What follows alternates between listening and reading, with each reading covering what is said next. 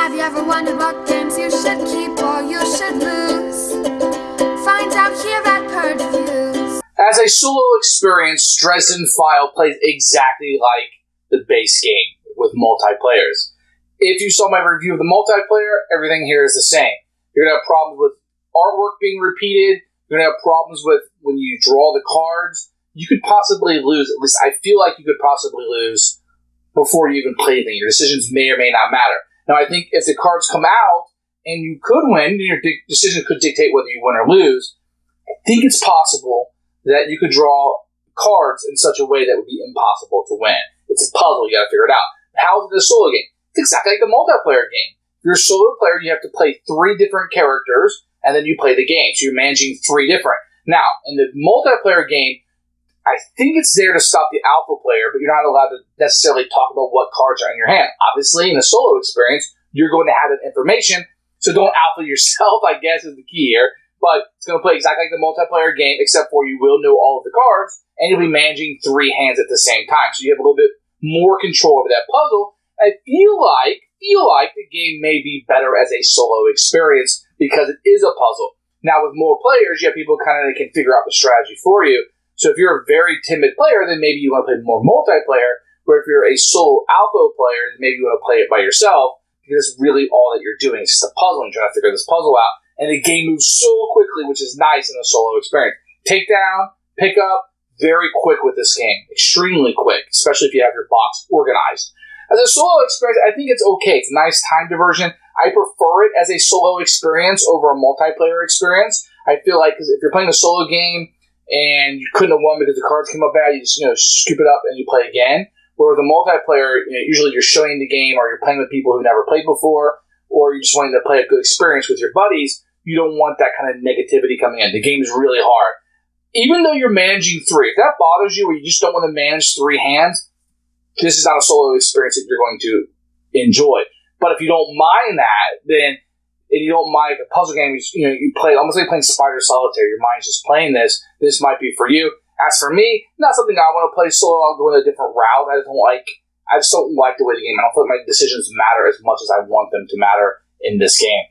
So I'm going to put this aside. It's going to be a purge for me. But if you don't mind some of these negative things I've said about it, then this may be a really fun game for you because it plays quick. It's a puzzle and it has a Dresden Files on it, which if you're a Dresden fan of this book series, I think this will be even up higher for you than it would be for me, which I've never watched or read any of the Dresden Files stuff. So, works for me, but it might be something you would like for a solo experience. Here's the Dresden Files cooperative card game. Here is the box. It's a really small box. Everything's going to fit inside of it fairly nicely. You're going to get a nice action shot on the cover. When you get inside, you're going to see a rule book. We'll look at that a little bit more as we go. You're going to have a board that will fold out and have just a place for all your cards. You're going to see some artwork on it. But you have cards on top of this, so you're not going to really see the artwork very much. You have a place to put all of your counters. The board is really not necessary to play the game whatsoever. You have a place to set everything. So there's a lot of empty space in here, room for expansions.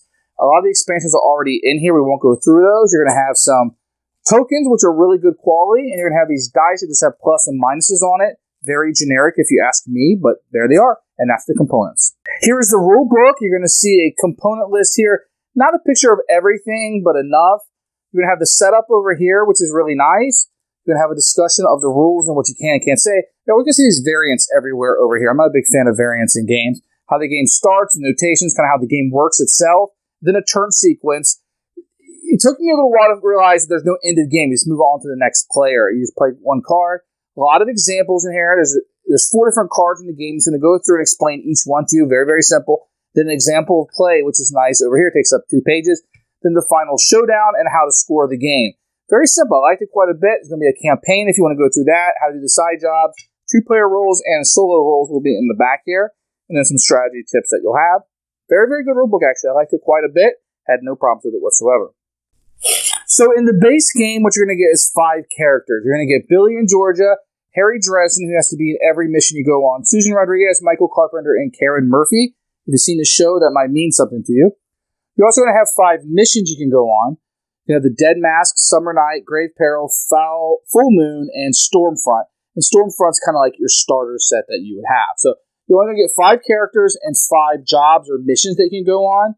and I'll kind of show you what these cards look like in just a second. Each mission you're going to get is going to kind of tell you what's inside of it, and then you're going to get one of this. So this is going to be your showdown card, which will tell you at the end how you're going to roll the dice at the end, and then you'll have a set of cards. Now, all these cards will have different makeups, which obviously it will tell you on this. It's going to have 4 foes, 4 cases, 2 obstacles, and 2 advantages. And that might help you pick out what characters you want. You can already see that probably that the cards are going to repeat the artwork quite a bit on the cases. The only difference is going to be the words that are on them.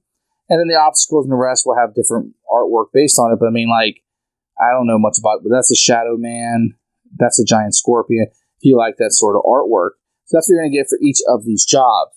For each of the characters, you're going to get a talent and a stunt that you'll be able to use, and you're going to get a deck of cards that will be with them.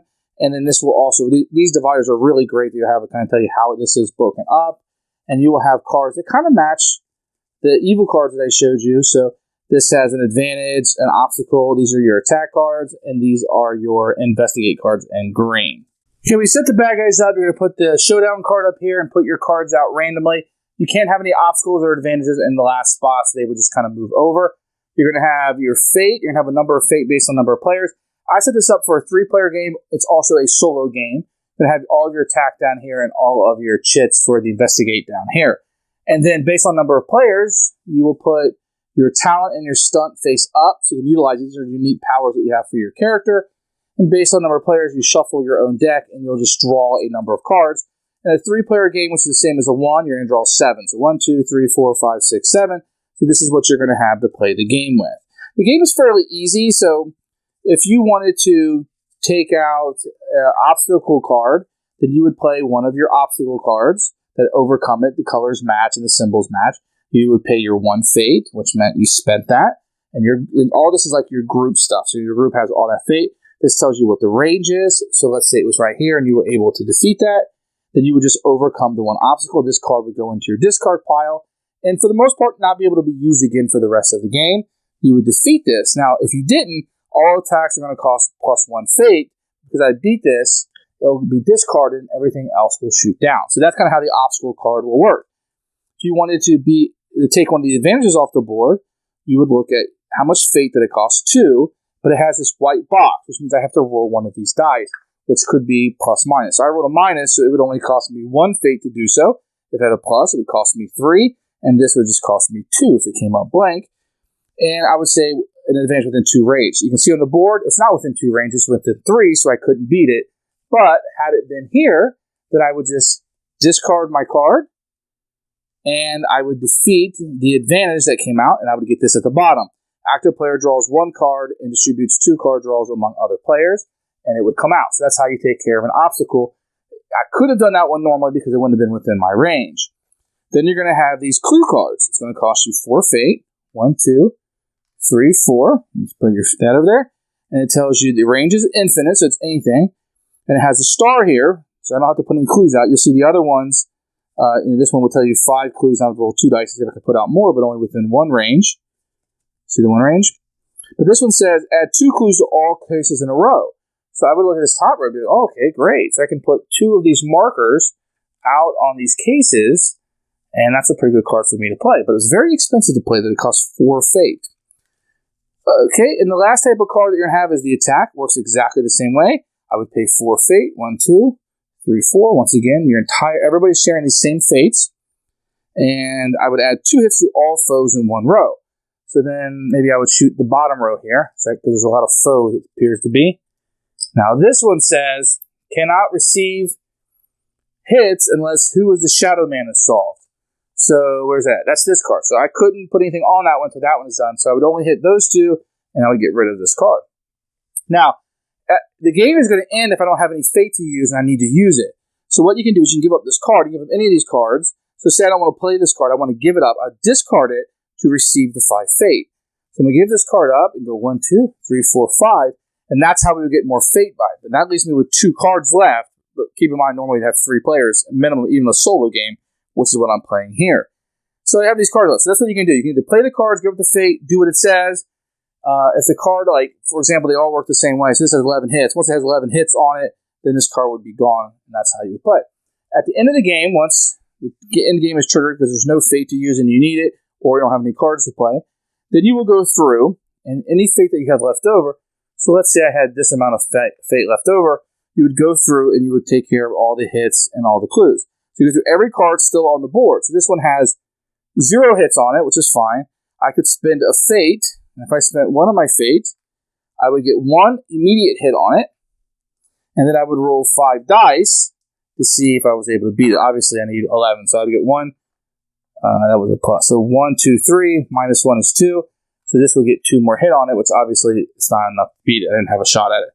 So you do that for all the foes, and you do that for all the clues. So say this time I want to spend, I got 4 left, and I want to try to beat this one. I spend my 4 fate. I immediately get 3 free hits. So I put investigation clues. So 1, 2, 3 gives me a total of 5. And then I roll 6 more dice, which is probably going to be a losing battle, but I would roll them just the same. And I would get 3 hits minus 2, so I'm going to get 1 additional hit, which isn't enough to solve it. And the way you score the game is you add up how many clues you actually solve, minus how many foes are still on the board. Obstacles and advantages do not matter.